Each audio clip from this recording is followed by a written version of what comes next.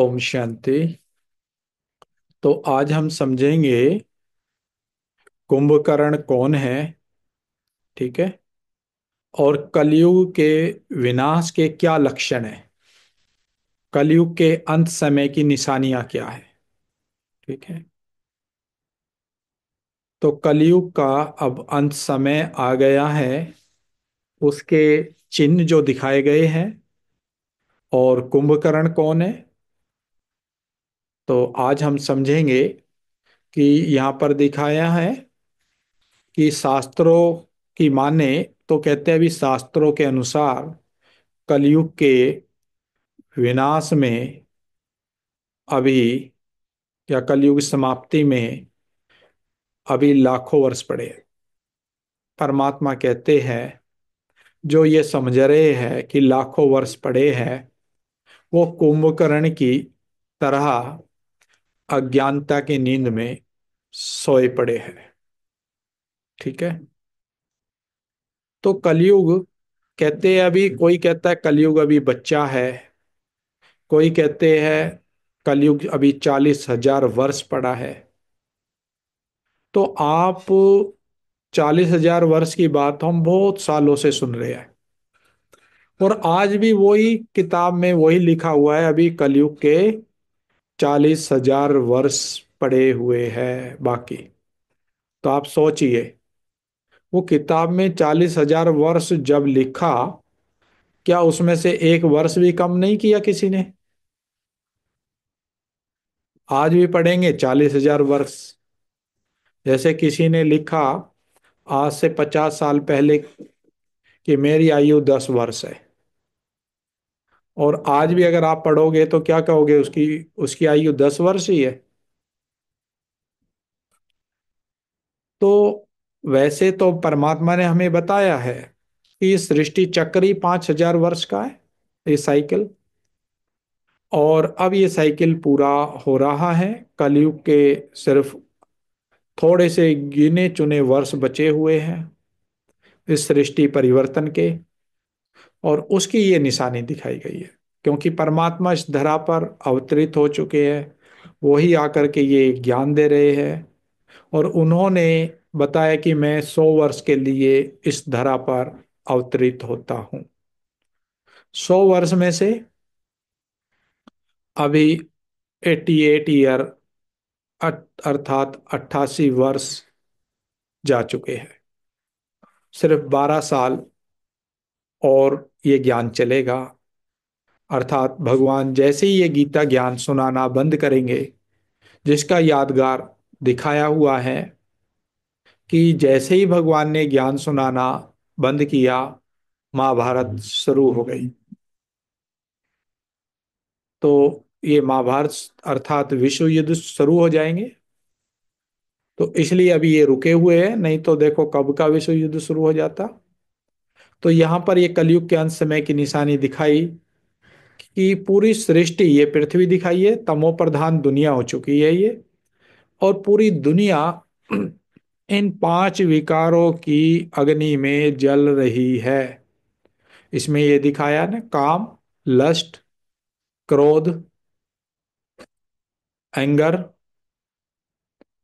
लोभ ग्रिड मोह अटैचमेंट और अहंकार ईगो। अर्थात पूरी सृष्टि इन 5 विकारों की अग्नि में जल रही है। काम क्रोध लोभ मोह अहंकार की अग्नि में पूरी सृष्टि चल रही है तप रही है। अब जैसे सर्दी है ना। अब आग जलाओ तो सब क्या करते हैं हाथ सेकते हैं ना। तो यहाँ हाथ कौन सेक रहा है। ये है अधर्म। इसमें दिखाया कि अधर्म हाथ सेक रहा है। तो ये अधर्म को दिखाया हाथ सेकते हुए। पूरी दुनिया में जितनी काम क्रोध लोभ मोह अहंकार की अग्नि प्रज्वलित होगी उतना अधर्म बढ़ेगा। अधर्म का मतलब पाप बढ़ेगा। उतना आत्मा अपना धर्म छोड़ देगी।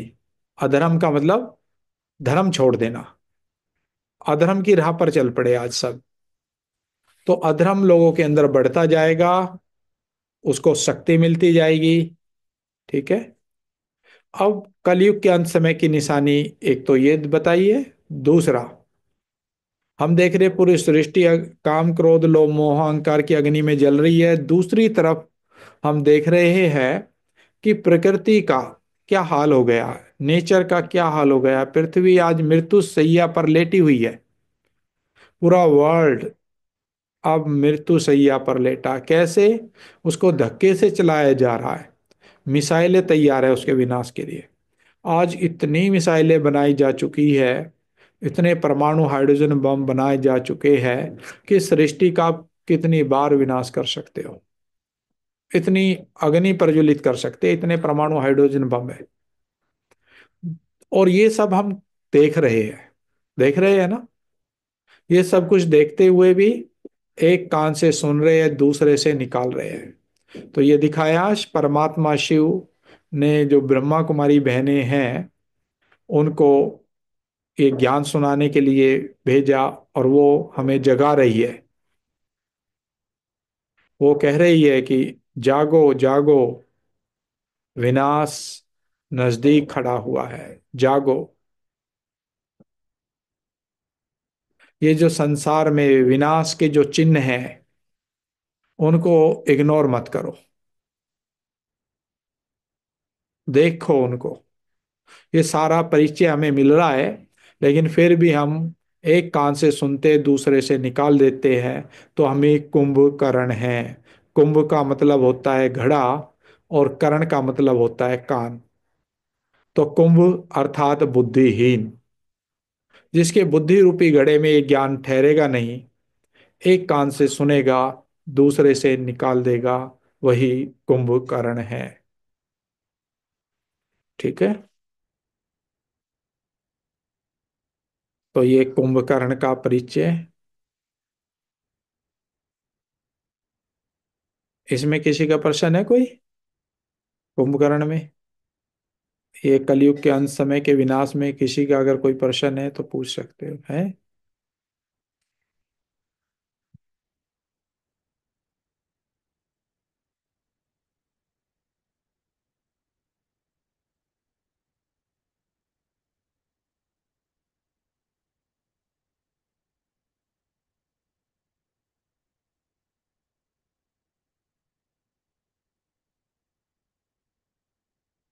तो समझते हैं हम नेक्स्ट चैप्टर।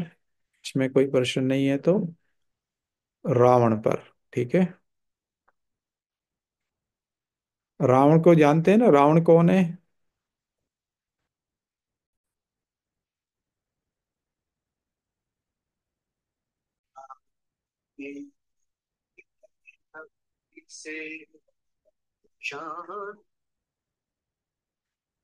तो रावण को अभी हम जानेंगे रावण कौन है।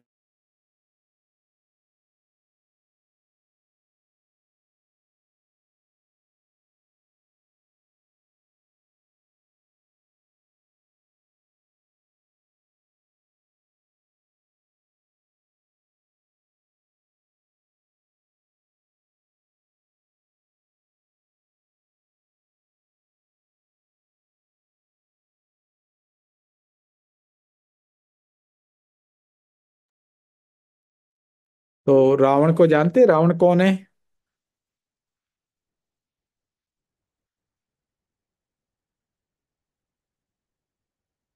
दिखाते हैं कि रावण 10 सिर वाला था, है ना? आपने विष्णु का चित्र भी देखा होगा। विष्णु को भी 4 भुजा दिखाई है, यहाँ रावण को 10 सिर दिखाए हैं, 4 भुजा दिखाई है।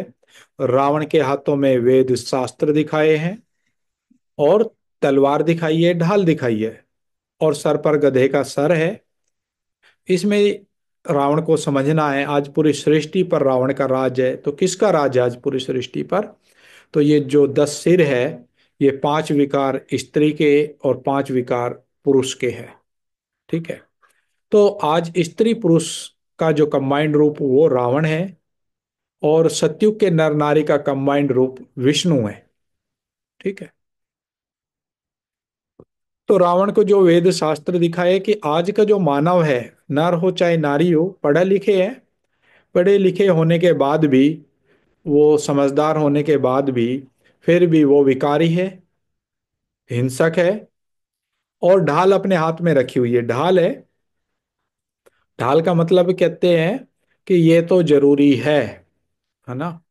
क्रोध करना भी जरूरी है, परमाणु हाइड्रोजन बम बनाना भी जरूरी है। हम नहीं बनाएंगे तो दूसरा देश बनाएगा, वो हमारे पे अटैक कर देंगे, ठीक है ना। तो इसलिए ये दिखाए हैं हिंसक हथियार, और ढाल इसलिए दिखाई है, कहते हैं हम अपने बचाव के लिए कर रहे हैं। तो रावण कोई और नहीं है, रावण विकार है। दिखाते हैं कि रावण लंका पर राज करता था। खाली एक लंका पर राज नहीं था उसका, पूरे विश्व पर इस समय रावण का राज है। और रावण ने कहते सीता को चोरी किया ना, आज भी मुरली में आया था वैसे। तो सीता का मतलब जानिए, सीता का मतलब क्या होता है ना। सीता का जन्म कहाँ से हुआ? कहते हैं जमीन के अंदर से सीता का जन्म हुआ। तो जमीन के अंदर से देखो, आज तक ये तो अप्रकृति तौर पर कैसे किसी का जन्म हो सकता है ना। जैसे महाभारत में दिखा दिया, द्रौपदी का जन्म कहाँ से हुआ? अग्नि से। देखो अग्नि में तो क्या होता है, शरीर जलता है, और मिट्टी में शरीर दबाई दबा हुआ होता है, वहां तो मिट्टी में दबा हुआ भी मर जाता है मनुष्य, और अग्नि में डालने से भी मर जाता है शरीर। तो ये अप्राकृतिक तौर पर कैसे दिखा है, इसका अर्थ क्या है? तो अग्नि के हवन कुंड, मतलब यज्ञ के हवन कुंड से जन्म होने का अर्थ है, भगवान जब ज्ञान योग की अग्नि प्रज्वलित करते हैं हमारे अंदर, है ना। तो हम द्रौपदी मतलब दूसरा पद, हमारा एक द्वि अर्थात द्विज जन्म होता है, दूसरा जन्म होता है। और हम इन पांच पतियों को वरते हैं। तो पांच में से सबसे पहले द्रौपदी ने दिखाया कि अर्जुन को वरा। अर्जुन मतलब जो ज्ञान का अर्जन करता है, वो अर्जुन। तो अर्जुन को ज्ञान अर्जित करते हुए दिखाया। फिर जब ज्ञान अर्जित करोगे तो आप धर्म युद्ध में स्थिर रहोगे, तो इसलिए दिखाया धर्मराज युधिष्ठर। युधिष्ठिर मतलब जो धर्म के युद्ध में स्थिर रहे, अपना धर्म नहीं छोड़े। तो आत्मा का स्वधर्म तो पता है ना सबने, शांति है, प्रेम है, पवित्रता है। जैसे आज भी बाबा ने बताया था कि पवित्रता हमारा धर्म है, इसको नहीं छोड़ना है। तो ये सब हमारे धर्म है, इनको नहीं छोड़ना, इसमें स्थिर रहना है धर्म युद्ध में। और नकुल जो परमात्मा की अकल की नकल करे, अपनी अकल को बंद करे। हमारी अकल तो पुरानी है ना, विकारी है। तो इसलिए परमात्मा कहता अब अपनी अकल को बंद कर दो, मनमत परमत पर नहीं चलो, अब मेरी श्रीमत पर चलो। सहदेव, अब परमात्मा के कार्य में हम तन मन धन से सहयोगी बन जाते हैं। और भीम, अब हमारे अंदर ज्ञान का और योग का बल भर चुका है, अब हम असुरों का विनाश कर सकते हैं। तो भीम को दिखाते हैं, उसने असुर मारे। तो असुरों को वही मार सकता है जिसके अंदर इनका बल है, ज्ञान का और योग का बल है, ठीक है। अब रावण दिखाया, ये भी असुर दिखाया ना, इसने सीता को चोरी किया। सीता कैसे चोरी होती है? सीता का जन्म दिखाया मिट्टी से निकला। तो मिट्टी से निकलने का अर्थ है शरीर को भी मिट्टी कहते हैं, कहते हैं ये तन मिट्टी में मिल जाएगा, है ना।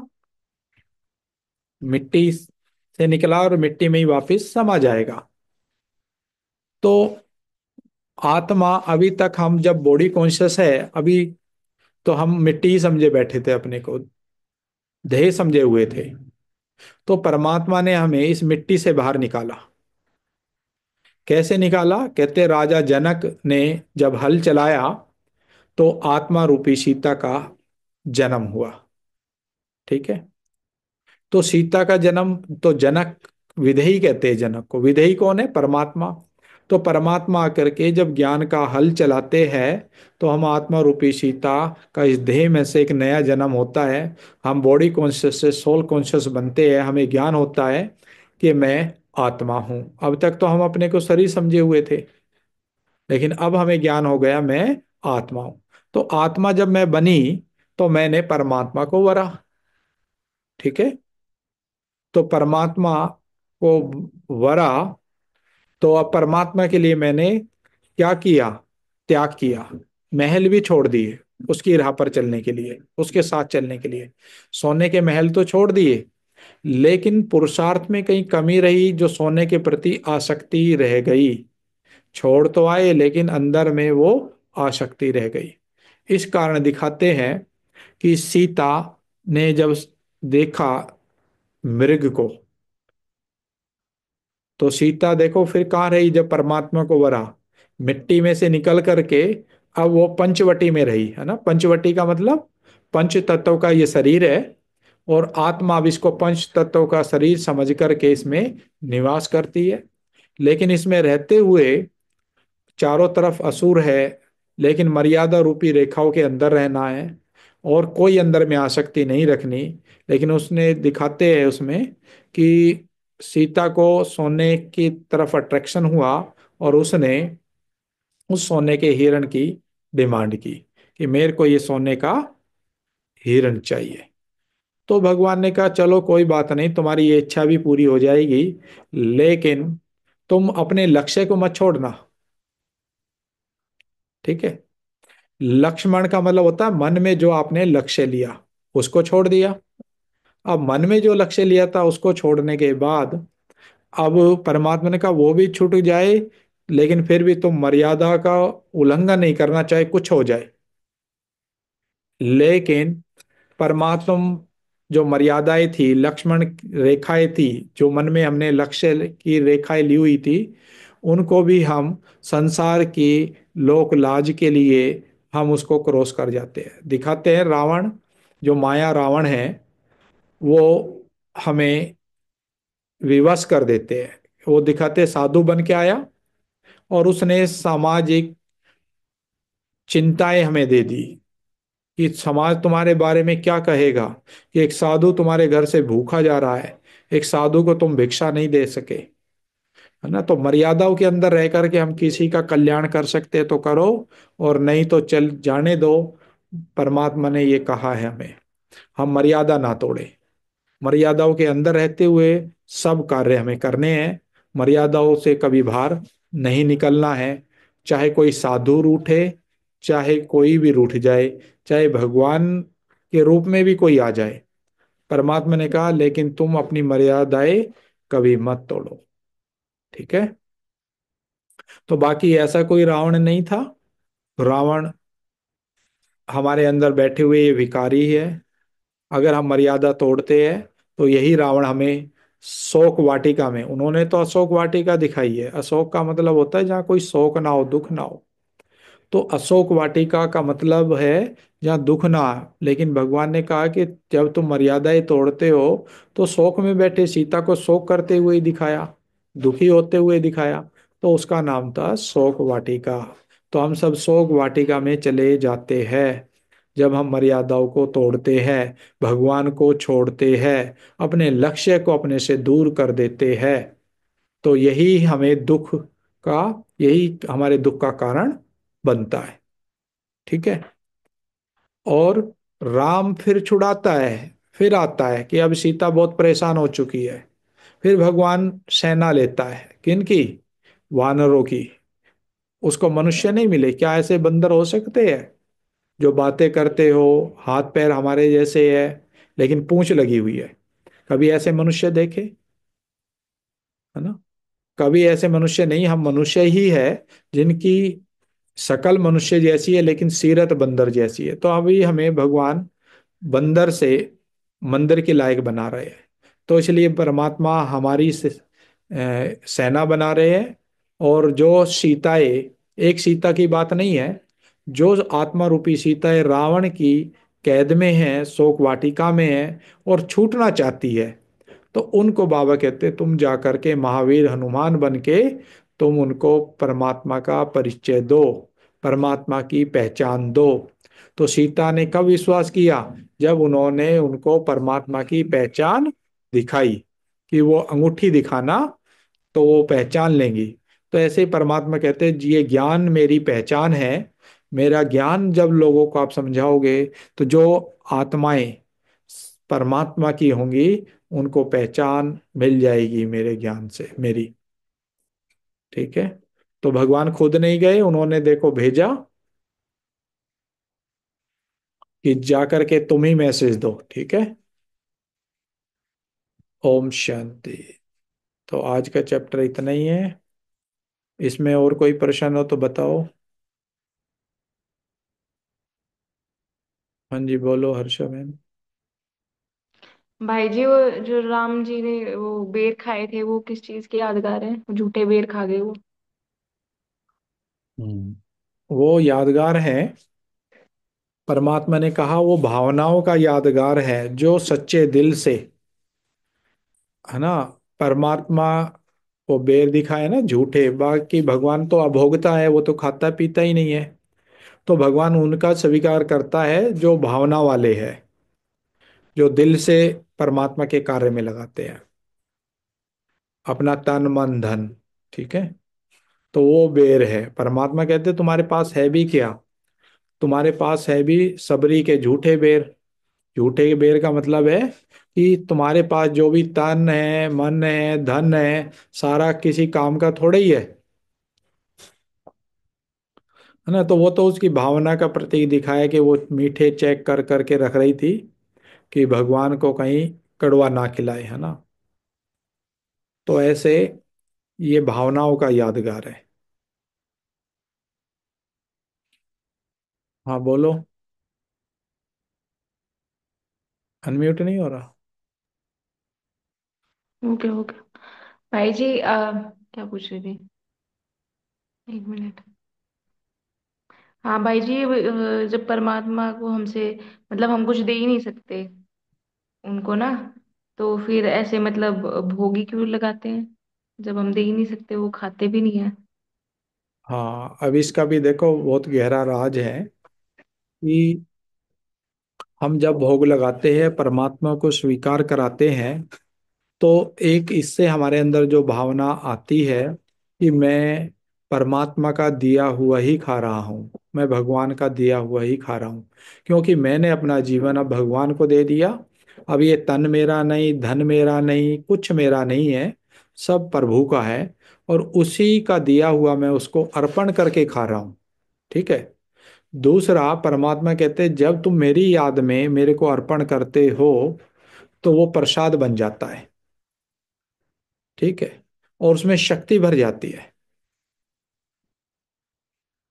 तो इसलिए परमात्मा कहते हैं वैसे तो मैं भोगता हूं, लेकिन उस भोजन में अगर कुछ कमी भी होगी, जब तुम मेरी याद में बैठोगे, तो मैं उसको शुद्ध भी करता हूँ। शुद्ध भी कर देते हैं बाबा भोजन को, है ना। एक बार संदेशी भोग लगाने गए बाबा को, तो बाबा ने दिखाया भोग में कि कपड़ा हटाया, उसमें से एक सांप निकल करके गया। तो संदेशी डर गई, ये क्या? तो बाबा ने कहा जाओ बच्ची वापस, भोग में देखो क्या गड़बड़ है। तो वापस जा करके देखा, तो भोजन में बाल पड़े हुए थे। ठीक है। तो चेक किया, तो किसी के बाल आ गए भोजन में, है ना। कभी बाबा ने वापस भेजा, खाने में नमक डालना भूल गए हो, है ना। तो आकर के चेक किया तो भोजन में नमक ही नहीं था। तो बाबा ने कहा बाप तो स्वीकार कर लेगा, बाप तो अभोक्ता है। तुम खट्टा खिलाओ मीठा खिलाओ कैसा भी खिलाओ, लेकिन औरों के संकल्प चलेंगे, है ना। भोजन वेस्ट चला जाएगा, ब्रह्मा भोजन है।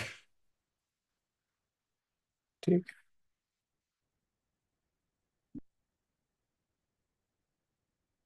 ठीक है, और है किसी का कोई प्रश्न?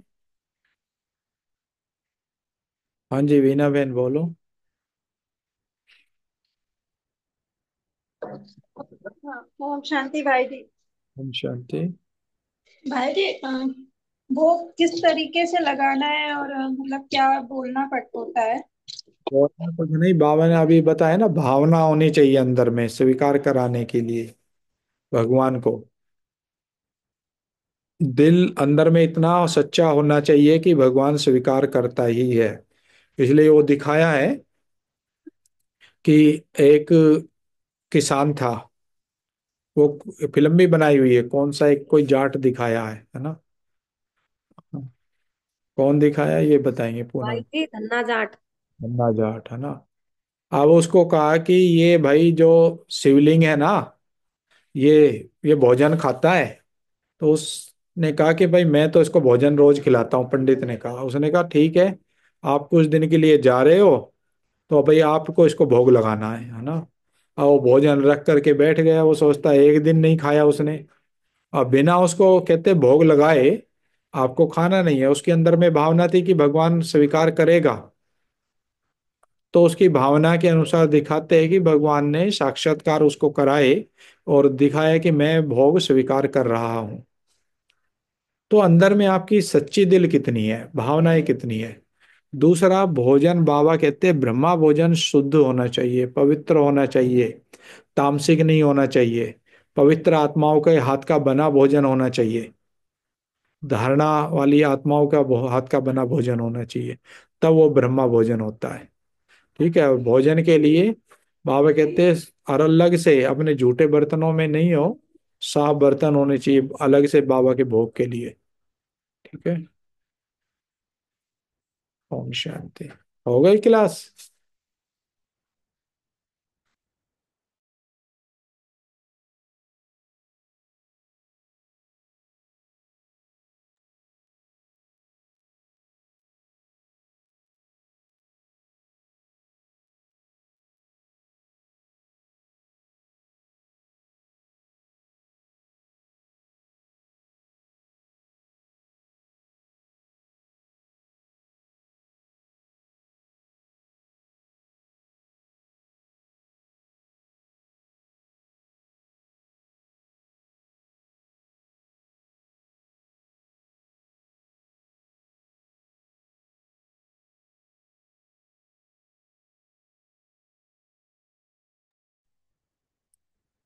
ठीक है। ओम शांति। फिर कब मिलते हैं।